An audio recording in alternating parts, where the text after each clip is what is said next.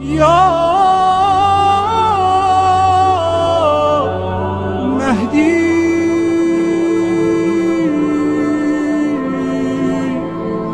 مددی۔ اعوذ باللہ من الشیطان الرجیم، بسم اللہ الرحمن الرحیم۔ عزیز ناظرین، السلام علیکم ورحمۃ اللہ، آپ سبھی کا اس خاص پروگرام مہدویت میں استقبال کرتے ہیں۔ پچھلے ایپیسوڈ میں یہ گفتگو ہوئی تھی کہ کیا امام سے اس دور حاضر میں یعنی غیبت کبریٰ میں ملاقات ہو سکتی ہے، تو آقا نے جواب آپ کی خدمت میں پہنچایا، اور پھر آخر میں جو یہ بات ہوئی کہ امام سے ملاقات کی ہمیں کوشش کرتے رہنا چاہیے، کیا روایات میں کہیں اس طرح سے زور دیا گیا ہے، تو یہ بات نتیجے کے طور پہ پیش کی گئی کہ ہمیں یہ چاہیے کہ ہم ایک معنوی رابطہ امام کی ان باتوں پر ہم عمل کریں جس سے امام راضی ہوں۔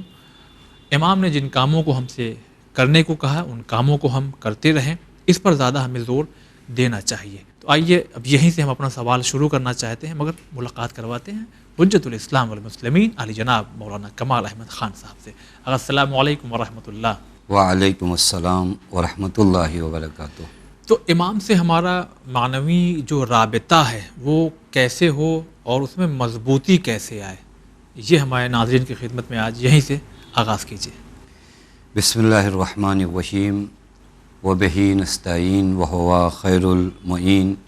دیکھیے، سب سے پہلے تو میں آپ کی خدمت میں عرض کروں کہ جتنا رابطہ جی ولی خدا سے آپ کا مضبوط ہوگا اتنا آپ کی زندگی امن میں گزرے گی، اور جتنا رابطہ کمزور ہوگا اتنا شیطان آپ پر حاوی ہوگا۔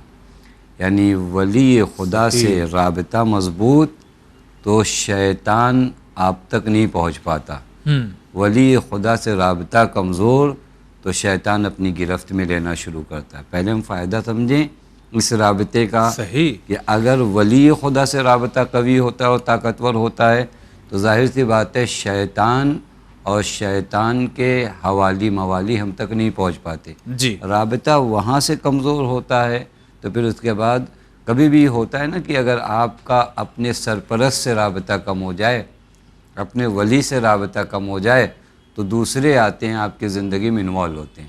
بالکل، ہماری زندگی میں اگر شیطان ہم چاہتے ہیں انوالو نہ ہو اور ہماری زندگی اس کی طرح نہ چلے جس طرح وہ چاہتا ہے، تو ہمیں ولی خدا سے رابطہ مضبوط کرنا پڑے گا۔ یہ تو خود رابطے کی بات ہو گئی کہ یہ رابطہ مضبوط کرنا بہت ضروری ہے، چونکہ میری نجات کا واحد راستہ حجت خدا امام زمان سے قوی رابطہ ہے۔ جتنا مضبوط رابطہ ہوگا اتنا میری نجات کے اسباب فراہم ہوں گے۔ اچھا، یہ ایک چیز۔ وہ پھر آپ کا وہ سوال کہ کیسے یہ رابطہ مضبوط ہو، اور واقعی نے بہت اہم سوال ہے کہ میں یہ تو جانتا ہوں کہ ولی خدا سے رابطہ برقرار ہونا اور ولی خدا سے میرا معنوی اور دل کا جو رابطہ ہونا چاہیے وہ مضبوط ہے، لیکن یہ رابطہ مضبوط ہو کیسے؟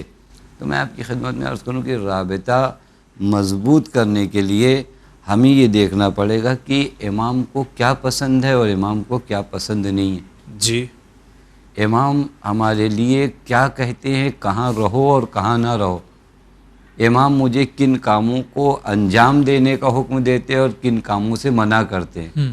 یعنی گویا یوں کہا جائے کہ میرا کردار حضرت کے فرمان اور حضرت کی باتوں کے سائے میں ڈھل رہا ہے یا نہیں ڈھل رہا ہے۔ جی حضرت مجھ سے کیا چاہتے ہیں، حضرت کا مجھ سے کیا ڈیمانڈ ہے، حضرت مجھے کہاں دیکھنا چاہتے اور کہاں نہیں دیکھنا چاہتے، ان چیزوں کو جتنا میں ملاحظہ کرنا شروع کر دوں گا اتنا میرا رابطہ حضرت سے قوی ہوتا جائے گا۔ میں ایک حدیث آپ کی خدمت میں پڑھوں، بہت اہم حدیث ہے، جہاں پر امام جعفر صادق علیہ السلام ارشاد فرماتے ہیں کہ ان اللہ تبارک و تعالی اوجب علیکم حبنا و موالاتنا، کہ اللہ تعالیٰ نے تم پر ہماری محبت کو، ہماری ولایت کو واجب کیا ہے۔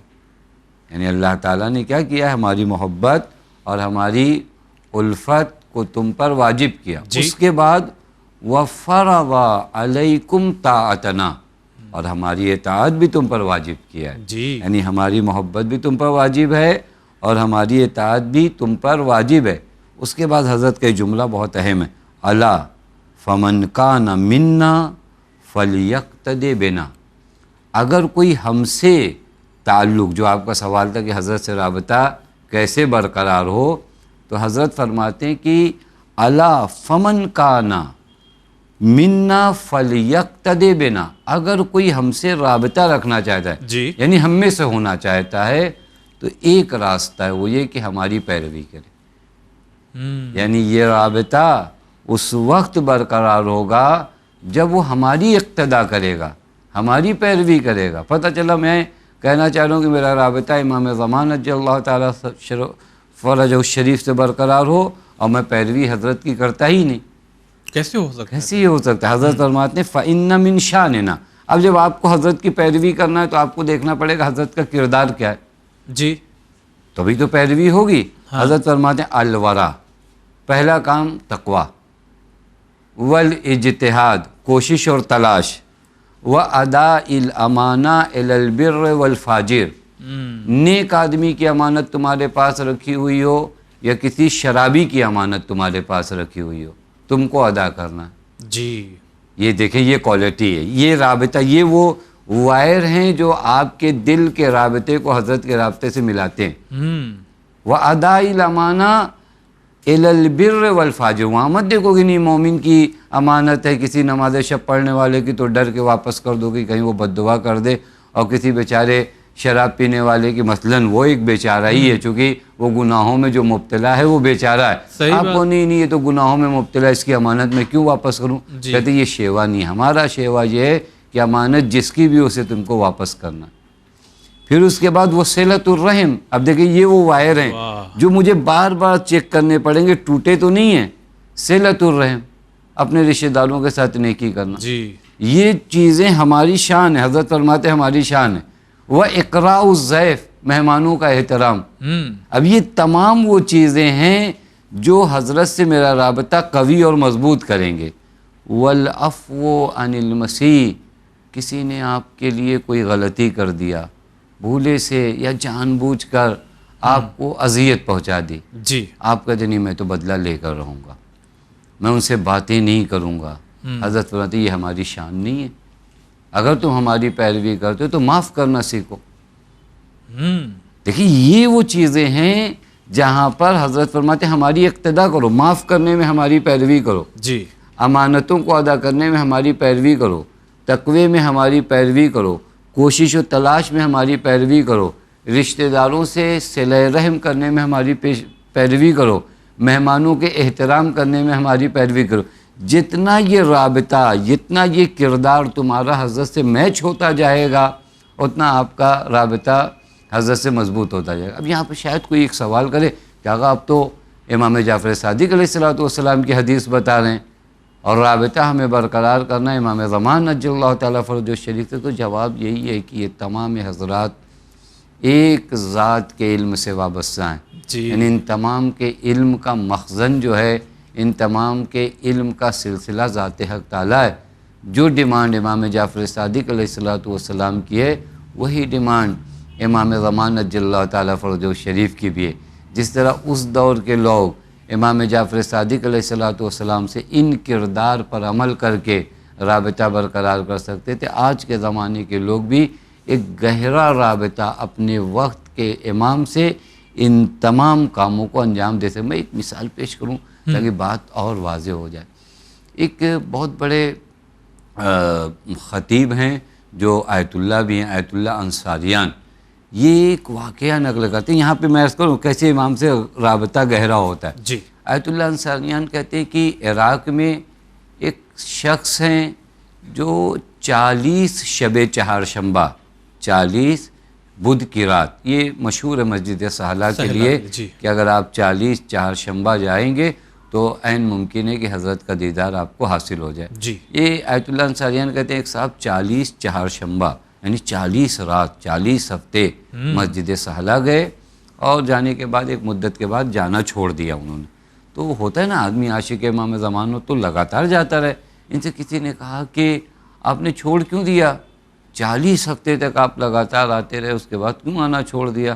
کوئی خاص وجہ ہے؟ انہوں نے ایک بات فرمائی، کہا کہ ایک مرتبہ آخری شب چہارشنبہ جب میں مسجد سہلہ پہنچا تو مغرب کا وقت قریب تھا. میں نے ایک سید عرب کو دیکھا جو میرے پاس آئے اور آنے کے بعد کا اپنے باپ کا خیال رکھو، اپنے باپ کا خیال رکھو، اپنے باپ کا خیال. 3 مرتبہ یہ جملہ فرمایا کہ اپنے باپ کا. میرے لیے حیرت کا سبب تھا، لیکن میں نے چونکہ مجھ سے کہا تو میں خوب جانتا تھا میں وہ آدمی ہوں جو پورے ہفتے اپنے باپ کا خیال رکھتا تھا، بہت اچھے سے دیکھ بھال باپ کی ضروریات، کیونکہ میرے بابا ضعیف تھے، پیر تھے، لہٰذا ان کے ساتھ ہمیشہ. لیکن چونکہ شب چہارشنبہ مجھے یہاں آنا ہوتا تھا تو لہٰذا وہ ذمہ داریاں جو باپ کی نسبت تھی وہ میں نہیں نبھا پاتا تھا. تو جو فرما رہے ہیں کہاں سے میں عرض کروں کہ کہاں سے رابطہ برقرار کرنا ہے، کہ مولا یا یہ سید عرب جو مولا کے ہو سکتا ہے معمول، انہوں نے کہا اپنے باپ کا خیال رکھو. کہا یہاں سے میری سمجھ میں آیا کہ حضرت مجھ سے کہہ رہے ہیں کہ یہاں آنے کی زیادہ ضرورت نہیں ہے، تم وہ جو باپ کی خدمت کر رہے ہو نا اسی خدمت سے ہم سے رابطہ برقرار ہو رہا ہے تمہارا. یعنی تم اپنی ذمہ داریوں کو نبھا. دیکھیے اگر آدمی کردار کو انجام دینا تو ایک خاص قلبی رابطہ، روح کا رابطہ حضرت سے پیدا ہوتا ہے اور یہ رابطہ کبھی پھر ٹوٹتا نہیں ہے. تو اگر کیا یہ محسوس کر سکتے ہیں یعنی میں اور میرے جیسے لوگ کہ ہمارے رشتے اگر ٹوٹے ہوئے ہیں جو جن سے ہر صورت میں جڑا ہونا چاہیے، مہمانوں کے خبر خالی سننے پر ٹینشن اور الجھن ہونے لگے اور لوگوں کو نہ معاف کریں تو امام سے یعنی دوری ہم بنا رہے ہیں اپنے. حسن جتنا اس کردار سے، میں آپ کی خدمت میں، جتنا فضیلتوں سے دور ہو رہے ہیں، آپ سمجھیے ایک فضیلت سے دور ہونا یعنی ایک قدم امام سے دور ہونا. جتنا آپ گناہوں سے نزدیک ہو رہے ہیں اتنا آپ امام سے دور ہو رہے ہیں. فضیلتوں سے جتنا قریب امام سے ایک قدم قریب، گناہوں سے جتنا نزدیک امام سے دوری. لیکن یہ لوگ اسی لائق ہیں کہ ان سے بولا ہی نہ جائے، بہت پریشان کرتے ہیں. یہ بعض باتیں یہ ہوتی ہیں کہ یہ اس لائق ہیں، لیکن آپ کس لائق ہو؟ آپ امام کے عشق کا دعویٰ کر رہے ہو، آپ امام سے محبت. حضرت تو یہی فرمایا، معافی کہاں ہوتی؟ مجھے انصاف سے بتائیے. بغیر خطا کے تو نہیں کسی کو معاف کیا جاتا ہے، خطا کاری ہے تبھی تو کہا جا رہا ہے. امام فرما رہے ہیں وہ جس نے خطا کیا اسے معاف کرو. ہم ایک بات کو لے کر آج 5 سال سے اپنے بھائی سے بات نہیں کر رہے ہیں اور پھر اس کے بعد ہم سوچیں کہ دعائے ندبہ میں امام زمان ہماری جانب متوجہ ہوں. کیسے؟ میں ایک مدت سے اپنے ماں باپ کی خدمت سے صرف نظر کر رہا ہوں، اپنے ماں باپ سے دور ہوں اور اس کے بعد سوچوں کہ زیارت آل یاسین میں آنکھوں کو اشک بار کر کے پڑھ لوں تو حضرت کی زیارت مجھے نصیب ہو جائے گی، حضرت کے قریب میں ہو جاؤں گا. نہیں، آپ ان تمام ذمہ داریوں کو نبھا کر آئیے اور اس کے بعد صرف ایک مرتبہ سچے دل سے پھر دیکھیے آپ کا وہ خاص قلبی رابطہ. اور واقعاً اس رابطے کو اگر آدمی وہ جو کنیکشن دل کا ہوتا ہے نا، پھر اس کے بعد ایک ایسی اطمینان، ایک ایسی طمانینیت حاصل ہوتی ہے کہ کائنات میں اس سے زیادہ مسرور آور شے کوئی اور نہیں ہوتی. سب سے زیادہ خوشی اس وقت. اسی وجہ سے آپ دیکھیے کردار کی جانب بہت زور دیا گیا ہے. بس پہلا قدم اگر آپ غور فرمائیں نا، مجھے اپنے کردار کو سنوارنا ہوگا. مجھے اپنے یعنی اگر حضرت سے کنیکشن اور رابطہ مجھے برقرار کرنا ہے تو مجھے کیا کرنا پڑے گا؟ اپنے آپ پر کام کرنا پڑے. اسی وجہ سے آپ کو میں کئی روایتیں ہیں بہت کثرت کے ساتھ ہیں. اگر آپ دیکھیں نا، مولا نے فرمایا ہمارے شیعوں کو آزمانا ہے تو کیسے آزماؤں؟ آپ اس طرح کی روایتیں دیکھیں جہاں کا امتحانو شیعتنا، ہمارے شیعوں کو اگر آزمانا ہے تو حضرت نے وہاں پہ بھی کردار بتایا. 3 ٹائم پہ ان کو آپ آزما سکتے ہو. اندہ مواقیت الصلاۃ، نماز کے وقت. یہ دعویٰ کرنا بہت بڑی بات ہے، لیکن میرے لیے پہچان جو رکھی ہے، ایک شہد کے لیے بھی پہچان بتائی جاتی ہے، سونے کی پہچان ہوتی ہے. وہ حضرت اپنے شیعوں کی کیا پہچان بتائے؟ اندہ مواقیت الصلاۃ، نماز کے وقت ان کو آپ آزما سکتے ہو کہ یہ ہمارے چاہنے والے ہیں نہیں ہیں. چونکہ یہ جب نماز کا وقت آتا ہے تو اس کی حفاظت میں، یعنی وہاں پر ٹال مٹول نہیں کرتے کہ نہیں پڑھ لیں گے یہ چھوڑنے والوں کی بات نہیں ہو رہی ہے. یہ حضرت اول وقت پڑھنے والوں کی بات کر رہے ہیں. پھر اس کے بعد حضرت وہیں پر فرماتے ہیں وہ اسرارہم، اور ان کا رازوں کو محفوظ رکھنا. کبھی کبھار حضرت فرمانے وہ ہمارے رازوں کو محفوظ رکھتے ہیں. یہ ہم اپنے گھر کا راز محفوظ نہیں رکھ پا رہے ہیں، میں اپنے بھائی کا راز محفوظ نہیں رکھ پا رہا ہوں، میں اپنے دوست کا راز محفوظ نہیں رکھ پا رہا ہوں. اور پھر حضرت فرماتے ہیں تیسری چیز جو اس حدیث میں کہ ان کو دیکھو کہ وہ اپنے بھائیوں کے ساتھ کس طرح پیش آتے ہیں، یعنی ان کی مدد کرتے ہیں نہیں کرتے، ان کا خیال رکھتے ہیں نہیں رکھتے. بس اگر یہیں سے آپ دوسرے قدم کی جانب جائیں نا، پہلا قدم یہ کہ میں اپنے کردار کو سنواروں، اور اس کردار کے باب میں جب آپ آئیں تو آپ اگر حضرت سے قریب ہونا چاہتے ہیں تو دوسرا قدم جو آپ کو اٹھانا پڑے گا نا، وہ لوگوں کے ہاتھ تھامنے ہوں گے. جی، وہ مظلوموں کے ہاتھ تھامنے ہوں گے، وہ یتیموں کو سہارا بننا پڑے گا، وہ غریبوں کا سہارا. اور کیوں میں عرض کر رہا ہوں معلوم ہے؟ چونکہ حضرت کا ایک لقب، خود امام زمان عجل اللہ تعالیٰ فرجہ شریف کا ایک لقب الغوث ہے. الغوث، الغوث آپ کہتے ہیں الغوث الغوث الغوث، یہ حضرت کا لقب ہے. جی، غوث کسے کہتے ہیں؟ فریاد رس کو، کہ اگر کوئی اسے بلائے تو پہنچ جائے. یہ ہے نا. اب آپ کو امام سے قریب ہونا ہے تو آپ کے اندر بھی یہ کوالٹی ہے یا نہیں کہ آپ کو آپ کا بھائی بلاتا ہے کہ مجھے بھوک لگی، آپ پہنچتے ہو نہیں پہنچتے؟ جی، آپ کے رشتہ دار آپ کو بلاتے ہیں آپ پہنچ. یہ فریاد رسی جتنا آپ کے اندر بڑھتی جائے گی آپ امام سے قریب ہوتے جاؤ گے. واہ، چونکہ حضرت کی صفت ہے الغوث. صحیح، وہ میچنگ ہونا چاہیے نہیں ہونا چاہیے؟ بالکل ہونا چاہیے. عاشق و معشوق میں میچنگ ہو کہ حضرت فریاد رس ہیں، حضرت کو جو پکارتا ہے حضرت جاتے ہیں.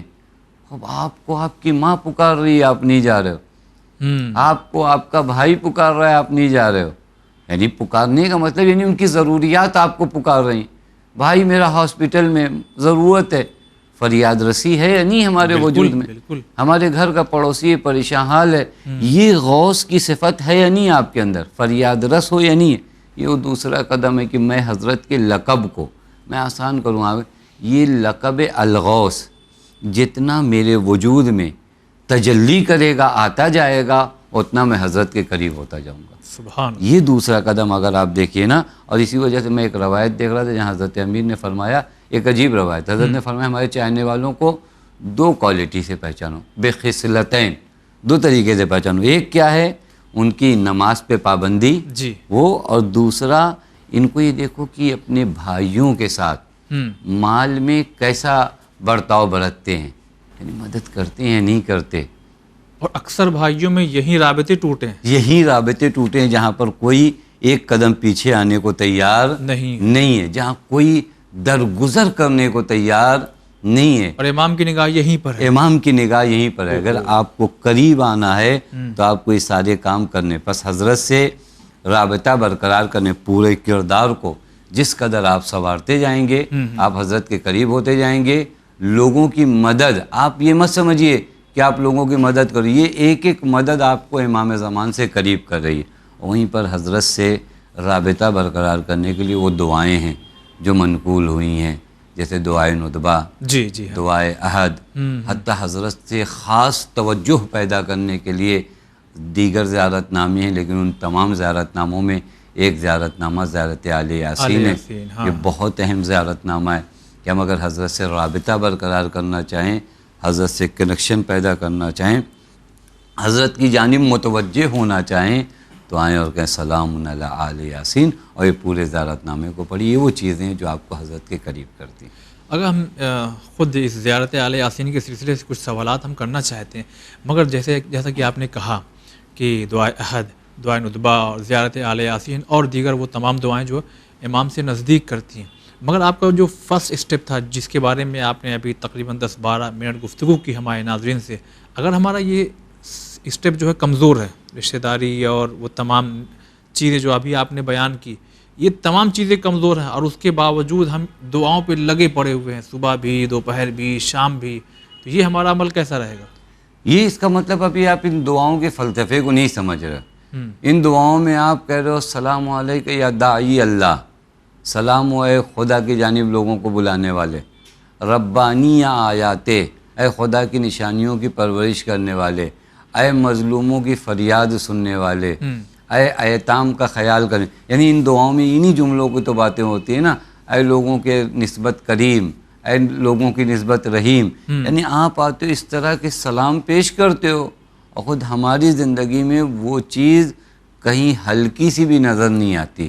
تو اس کا مطلب ہم ان زیارت ناموں کو فقط لفظوں سے دہرا رہے ہیں، سمجھ نہیں پا رہے ہیں. سمجھ نہیں پا رہے ہیں. تو اگر اب بات آ گئی ہے اگر زیارت آل یاسین کی، اور ہم سمجھتے ہیں کہ ہمارے بہت سے یعنی تمام ناظرین کہیں نہ کہیں اس زیارت سے آشنا ہوں گے اور پڑھتے بھی ہوں گے، ترجمے میں بھی نگاہ ہوگی، تو ذرا اس کی کچھ سند بتائیں آپ. بزرگوں نے کن کن بزرگوں نے اپنے کتابوں میں اس کے سلسلے سے روایات نقل کی ہے، یہ پیش کریں. زیارت اہل یاسین کو اگر آپ دیکھیے تو اس زیارت کے راوی جو میں دیکھ رہا تھا ابو جعفر محمد ابن عبداللہ ابن جعفر حمیری ہیں. یہ جتنے بھی علماء رجال ہیں، علماء رجال ان علماء کو کہتے ہیں چونکہ روایات میں جو افراد نقل ہوتے ہیں نا کہ زید ابن فلاں زید ابن فلاں، جی تو علماء رجال کا کام یہ ہوتا ہے کہ ان افراد کی جن کا نام روایت میں آتا ہے ان کے بارے میں سرچ کرتے ہیں کہ سچا آدمی ہے، جھوٹا آدمی ہے، مورد اعتماد آدمی ہے. اچھا، یہ ایک پورا علم ہے ہمارے یہاں، علم رجال، اس پہ یہاں پر کام ہوتا ہے. یہ جو اس کے علماء ہوتے ہیں ان کو ہم علماء رجال کہتے ہیں. جی. یہ میں نے نوجوان ناظرین کے لیے عرض کیا تاکہ تمام علماء رجال نے عبداللہ ابن جعفر حمیری کی صداقت کی گواہی دی ہے اور ان کے موثق ہونے کو یعنی انہوں نے قبول فرمایا کہ یہ آدمی لائق اعتماد ہے. سب سے پہلے تو عرض کروں جس سے روایت نقل ہوئی ہے ان کے بارے میں مشہور یہ ہے کہ موثق ہیں. یہ نقل کیسے ہوا معلوم ہے؟ چونکہ یہ غیبت صغرى امام زمان عجل اللہ تعالیٰ فرجہ الشریف میں زندگی بسر کرتے تھے اور ان کے مکاتبات تھے حضرت سے. چونکہ غیبت صغرى میں ہم لوگوں نے کئی مرتبہ کیا خط و کتابت کا سلسلہ جو جاری ہوتا تھا، انہوں نے خط لکھا، حضرت نے جواب خط لکھا، اس طرح کا سلسلہ ان کا حضرت سے تھا. انہی خطوط میں سے ایک توقیع میں حضرت نے خود یہ زیارت نامہ ان کے لیے بھیجا. یعنی اگر آپ غور فرمائیے نا تو زیارت آل یاسین کی ایک خصوصیت معلوم ہے کیا ہے کہ امام زمان عجل اللہ تعالیٰ فرجہ الشریف نے خود بتایا کہ اگر مجھ پر سلام بھیجنا ہے تو ایسے بھیجو، مجھ سے جڑ کے رہنا. ہاں اس طرح. یعنی عموماً ہمارے ائمہ مثلا زیارت عاشورہ حدیث قدسی بنا بر بعض روایات کے بنا بر بعض روایت کے امام محمد باقر علیہ السلام سے منقول ہے. یعنی امام حسین پہ سلام پڑھنا ہے تو امام باقر نے بتایا ایسے پڑھو. جی. یا جو ہے کیا کہتے ہیں آپ زیارت اربعین کو لے لیجئے کہ فلاں امام نے بتایا کہ ایسے پڑھو. لیکن زیارت آل یاسین کی جو ایک خاصیت ہے خود امام وقت یہ بتا رہے ہیں کہ مجھ پر اگر سلام بھیجنا ہے تو اس طرح بھیجو. یہ زیارت نامہ ان کی توقیع سے، اور میں آپ کی خدمت میں عرض کروں یہ زیارت نامہ کتاب احتجاج تبرسی میں بھی موجود ہے. علامہ مجلسی رضوان اللہ تعالیٰ علیہ نے 3 مرتبہ بحار الانوار میں زیارت نامے کو نقل کیا، 3 جگہوں پر انہوں نے نقل کیا ہے. شیخ عباس قمی رضوان اللہ تعالیٰ علیہ نے مفاتح الجنان میں اس زیارت کو نقل کیا، اور ہمارے علماء فرماتے ہیں کہ حضرت کے زیارت ناموں میں سے ایک بہترین زیارت نامہ زیارت آل یاسین. تو آقا اب چونکہ بہت اور دلچسپی بڑھتی چلی جا رہی ہے، ہم چاہیں گے کہ اس زیارت آل یاسین کے کچھ جملوں کی اگر مختصر شرح کہیں، اس کے کچھ ایکسپلینیشن ہمارے ناظرین تک پہنچائیں. یہ بھی دیکھیے اگر آپ اس زیارت نامہ میں انشاءاللہ یہیں سے اس آپ کے پروگرام کے واسطے سے ناظرین سے بھی گزارش کروں گا کہ اس زیارت نامے کو ایک مرتبہ ترجمے کے ساتھ پڑھیں. جی. اس زیارت نامے میں بہت اہم چیزوں کی جانب آپ متوجہ ہیں. حتیٰ پہلی مرتبہ تو اس زیارت نامے میں 40 سلام ہیں، اور ان سلاموں کو مد نظر رکھا گیا حضرت کے عبادت کے فعل سے کہ مولا آپ پر سلام ہو جس وقت آپ قنوت پڑھتے ہیں، مولا آپ پر سلام ہو جس وقت آپ سجدے میں ہیں، مولا آپ پر سلام ہو جس وقت آپ رکوع میں ہیں، ہی نہ ترکا وہی نہ تسجد وہی نہ تقنت. یہ وہ جملے ہیں جو حضرت کی عبادت کے احوال کو بتاتے ہیں. یعنی اس کو اگر آپ ترجمے کے ساتھ پڑھیں نا کہ مولا آپ پر سلام ہو جس وقت آپ تسبیح کرتے ہیں، مولا آپ پر سلام ہو جس وقت آپ تحلیل کرتے ہیں، مولا آپ پر سلام ہو جس وقت آپ رکوع میں ہیں، یہ حضرت کی بندگی کو اجاگر کرتا ہے. جی. پھر اس کے بعد اگر اور آپ آگے آئیں تو اس زیارت نامے میں تقریباً پورا ایک مختصر سا دورہ عقائد شیعہ کا موجود ہے. پورا ایک مختصر سا دورہ جو ہمارے عقیدے ہیں نا وہ اس زیارت نامے میں بہترین طریقے سے موجود ہیں. گویا ہم حضرت کے سامنے اس زیارت نامے کو پڑھ کر اپنے عقائد کا اظہار کرتے ہیں کہ مولا میرا عقیدہ یہ. اچھا. یہ ایک بہترین سنت ہے. میں آپ کی خدمت میں عرض کروں ایک ذات ہے بہت ہی مشہور ذات شاہ عبدالعظیم حسنی کے. شاہ عبدالعظیم حسنی یہ بھی امام جواد کا زمانہ انہوں نے درک کیا، امام ہادی کا زمانہ انہوں نے درک کیا. حتیٰ امام ہادی نے تو ان کے بارے میں کہا انت ولی و نہ حق کا، کہ تم صحیح معنوں میں ہمارے شیعہ ہو. ان کی زندگی میں ایک مرتبہ یہ پہنچے امام کی خدمت میں، امام سے کہا مولا میرے عقائد جو ہیں نا میرے دل میں وہ سن لیجیے آپ، تاکہ مجھے اطمینان ہو جائے. دیکھیے بہترین طریقہ ہے کہ آدمی اپنے عقائد وقت کے امام کے سامنے پیش کرے. کہا مولا میں اپنے عقائد آپ کے سامنے پیش کروں کہ توحید کے بارے میں میرا عقیدہ کیا ہے، قرآن کے بارے میں میرا عقیدہ کیا ہے، نبوت و امامت کے بارے میں میرا عقیدہ کیا ہے، قیامت کے بارے میں میرا عقیدہ کیا ہے. یہ آپ کو ایک مرتبہ سنا لوں تاکہ مجھے اطمینان ہو جائے کہ یہ عقیدہ صحیح ہے، اور تا قیامت اس عقیدے پہ باقی رکھوں. انہوں نے پھر پورے اپنے عقیدے امام کے حضور میں دہرائے، اور حضرت نے فرمایا ہاں یہی وہ دین ہے جس سے خدا راضی ہے. اور پھر حضرت نے فرمایا کہ اسی دین پر تا قیامت، یعنی جب تک تم رہنا باقی رہنا. اب دیکھیے اس زیارت نامے میں ایک یہ نہج ہے، ہم آتے ہیں یہاں پر اپنے عقائد کو امام کی بارگاہ میں کیا کرتے ہیں، دہراتے ہیں. یعنی آتے ہیں اور زیارت نامے میں حضرت کے سامنے کہتے ہیں مولا میں گواہی دے رہا ہوں، میں اس بات کی گواہی دوں. میں زیارت نامے کو کچھ فقرے پڑھوں جہاں عقائد کو دہرایا جا رہا ہے. اچھا. اشہدو کا یا مولایا، مولایا میں آپ کو گواہ بنا رہا ہوں کہ انی اشہد اللہ الہ الا اللہ، کہ میں خدا کی توحید کی گواہی دیتا ہوں. دیکھیں توحید آ گئی، لا شریک لہ وان محمد عبدہ ورسولہ، اور میں گواہی دیتا ہوں پیغمبر کی رسالت اور نبوت کی. دیکھیں یہ عقائد کو کس لا حبیب الا ہو واہلہ، کہ خدا کا کوئی محبوب نہیں ہے مگر پیغمبر اور ان کے اہل محبوب ہیں. دیکھیں پھر اس کے بعد واشہدک یا مولایا ان علی امیر المومنین، میں گواہی دیتا ہوں کہ علی جو امیر المومنین ہے، حجت ہو، وہ خدا کی حجت ہیں. اور پھر اس کے بعد ان عقائد کو معلوم ہے والحسن حجتہ والحسین حجتہ وعلی ابن الحسین حجتہ الی آخر آتے آتے کہتے ہیں واشہد انک حجت اللہ، اور میں گواہی دیتا ہوں کہ آپ حجت خدا. دیکھیں اپنے عقائد کو اس زیارت نامے میں کیا کیا جا رہا ہے، حضرت کے حضور میں دہرایا جا رہا ہے. اور اس کے بعد کہتے ہیں انتم الاول والآخر وانا رجعتکم حق. رجعت ہمارے عقیدوں میں سے ہے نہیں، اس زیارت نامے میں ہم دہراتے ہیں کہ مولا اور رجعت کو میں مانتا ہوں وہ حق ہے. وانت الموت حق، ہمارا عقیدہ موت ہے یا نہیں ہے کہ موت حق ہے. یہاں پر کہ وان الناکر و نکیر حق، منکر و نکیر حق ہیں. اور اس کے بعد ایک جملہ بہت حسین جو اس جگہ پر ہے، مولا میں گواہی دیتا ہوں فالحق کو ما رضیتموہ والباطل مسخطتموہ. مولا حق وہی ہے جس پہ آپ راضی ہو، اور جس سے آپ غضبناک ہو وہ باطل ہے. یعنی میرے نزدیک حق کو باطل کا معیار آپ ہو. اگر کوئی چیز آپ کے مورد رضا ہے تو وہ حق ہے، اگر کوئی چیز آپ کو پسند نہیں ہے تو وہ باطل ہے. حتیٰ کہتے ہیں والمعروف ما امرتم والمنکر ما نہیتم عن. مولا جو چیز کا آپ انجام دینے کا حکم دیتے ہو وہی معروف ہے، اور جس سے آپ روک دو وہی منکر ہے. یعنی میرے لیے معروف و منکر کو پہچاننے کا راستہ آپ ہو. آپ کہتے ہو ماں باپ کی اطاعت کرنا ہے تو میں سمجھتا ہوں کہ یہ معروف ہے، یہی نیکی ہے، یہی نیکی. آپ کہتے ہو کہ جھوٹ نہیں بولنا ہے، بس میں سمجھ جاتا ہوں یہ برائی ہے. دیکھیے کتنے حسین عقائد. اور پھر اس زیارت نامے میں آخری فقرہ عرض کروں، اس زیارت نامے میں آخر میں جا کے انسان دعا بھی کرتا ہے. یعنی پہلے حضرت پر سلام بھیجتا ہے، پھر اس کے بعد اپنے عقائد کو دہراتا ہے، پھر اس کے بعد آخر میں اپنے لیے دعا کرتا ہے. وہ دعا بھی بڑی حسین ہے. اللہم اس طرح ہے. پھر اس کے بعد ان تملا قلبی نور الیقین. دعا کیا کرتا ہے، میرے اللہ میرے دل کو یقین کے نور سے بھر دے، یعنی یقین کا نور میرے دل میں آ جائے. وصدری نور الایمان، میرے سینے کو نور ایمان سے بھر دے. وفکری نور النیات، میری فکر و ذہنیت کو خالص نیتوں کے نور سے بھر دے. وعزمی نور العلم وقوتی نور العمل، یعنی میں جو آؤں تو عمل کے مرحلے میں بھی آؤں، نیت کے مرحلے میں بھی آؤں. ولسانی نور الصدق، میری زبان کو سچائی سے بھر دے، یعنی نور سچائی سے بھر دے.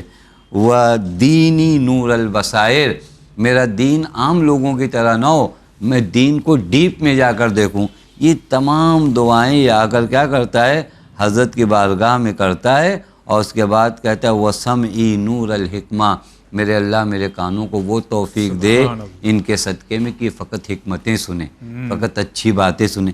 بس اگر آپ دیکھیے نا، اور آخری دعا جو اس جگہ پر آئی وہ مودتی نور الموالات لمحمد وآلہ علیہم الصلاۃ والسلام، میرے اللہ میرے دل کو فقط محبت اہل بیت کی جگہ بنا دے، واہ، یعنی یہ میرا دل نہ رہے بلکہ مودت و محبت اہل بیت کا مخزن بن جائے، یہ دعا۔ پس اگر آپ زیارت نامے میں دیکھیے سلام ہے حضرت پر، اپنے عقائد کو دہرانا ہے، پھر اس کے بعد ایک اہم دعا بارگاہ خدا میں امام وقت کو واسطہ بنا کے کرنا ہے، یہ ہے زیارت آل یاسین، جو اگر ناظرین پڑھیں تو بہت حسین مطالب کی جانب متوجہ ہو سکتے ہیں۔ چلیے گا، بہت بہت ہمارا کا شکریہ ادا کرتے ہیں۔ تو ناظرین، ہم یقین کرتے ہیں کہ زیارت آل یاسین آپ میں سے بہت سے لوگ پڑھتے ہوں گے، اور آپ ہی میں سے بہت سے لوگوں کی نگاہ ترجمے پر بھی ہوگی، لیکن جن لوگوں نے ترجمہ نہیں پڑھا ہوا ہو، جیسا کہ آغا نے بھی گزارش کی، ہمیں چاہیے کہ ہم